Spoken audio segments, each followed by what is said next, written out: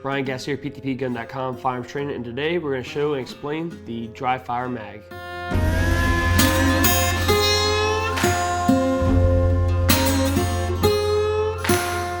So to be able to explain to you what the dry fire mag is and how it operates, I'm going to first start by explaining to you the Glocks and how they work.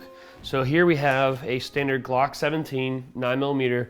It's a full-size standard, and we go and double check, make sure it's unloaded. So we have an empty magazine and the chamber is empty, right? With the Glock 17, right, if you pull the trigger does not reset. In order to reset the trigger, I'd have to pull that slide back a little bit and it resets the trigger for me.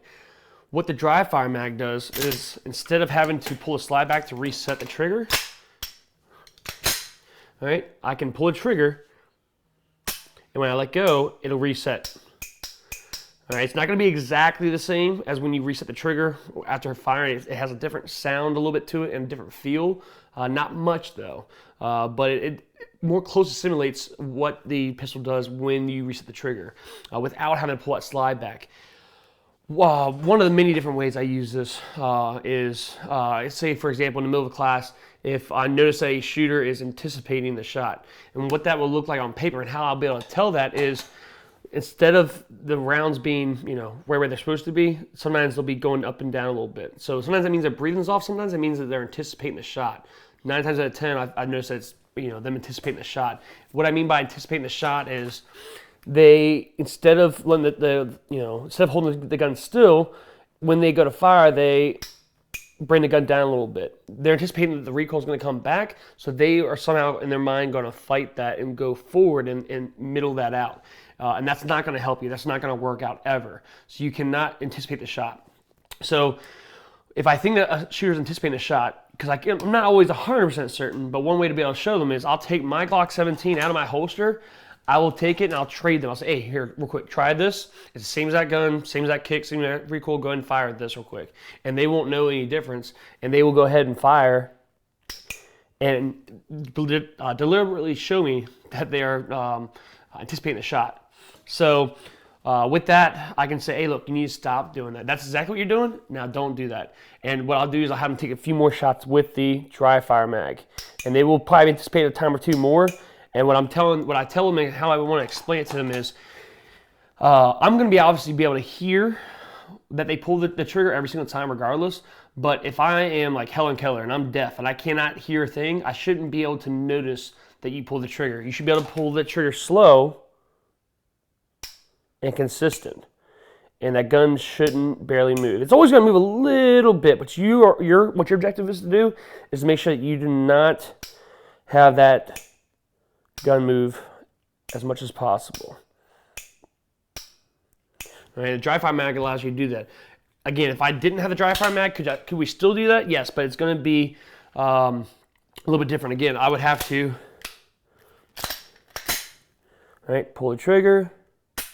In order to reset the trigger, I need to, every single time, pull that back.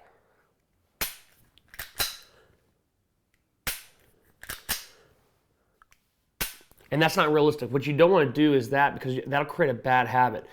Dry fire is a good technique to improve your shooting skills. But what I noticed is, and that's why I stopped doing it in class, is that especially if it's someone's first time shooting, they don't have a whole lot of experience.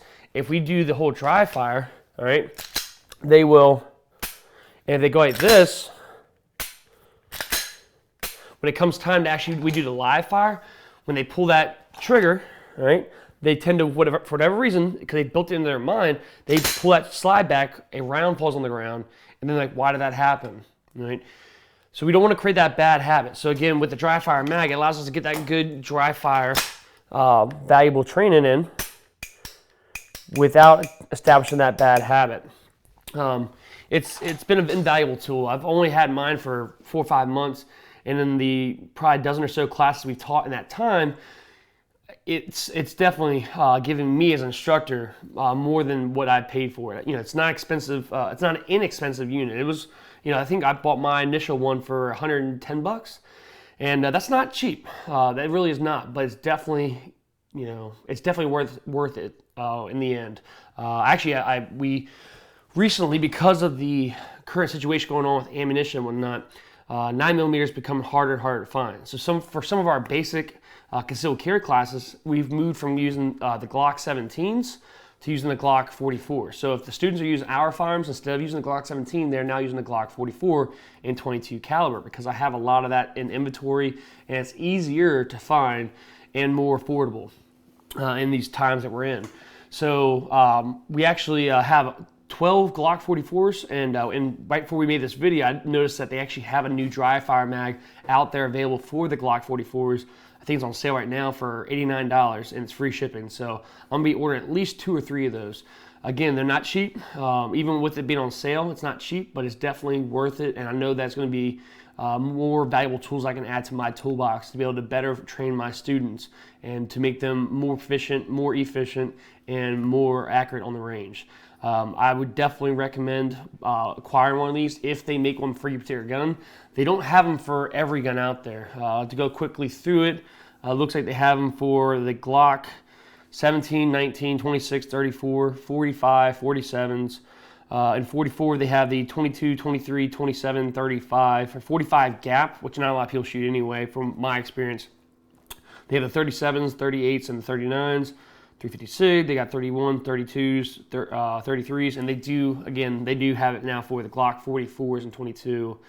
They also have it for the Glock 19X, the Glock 10 and 45, and they also, for the M&P series, they have it for the 9 compact, the 40 compact, the 940, the 9 2.0 compact, the 40 2.0 compact. Looks like they also have it for, I think, the Springfield XDs, both full-size compact and subcompact. So since I honestly last checked, it's been probably about 4 or 5 months. It seems like they actually have a lot more out there. But as I noticed, just now, I didn't see anything for the SIGs. I didn't see anything for some of the various firearms out there, Canics and whatnot. So if they have one available for your make and model firearm, I would definitely recommend buying this. This would be a good tool for your toolbox, especially with, again, dry fire. Not even using ammunition. Dry fire is a good, valuable exercise to be able to do to improve your skills. Not everything having to do with improving your skills and your shooting skills and whatnot. Not everything has to be live fire. I mean, a lot of times dry fire can prove to be just as valuable as shooting live rounds. So again, the Glock 17 dry fire mag, get it online. We're actually working on trying to become a, authorized dealer as well. So once we have that, we'll put that in the link in the description below as well. But appreciate y'all for tuning in. Again, if you have not done so already, go hit that subscribe button below for more content from us. We're going to be putting out more and more content as the days, weeks, and months come. And appreciate y'all again. Stay safe and remember to train to survive.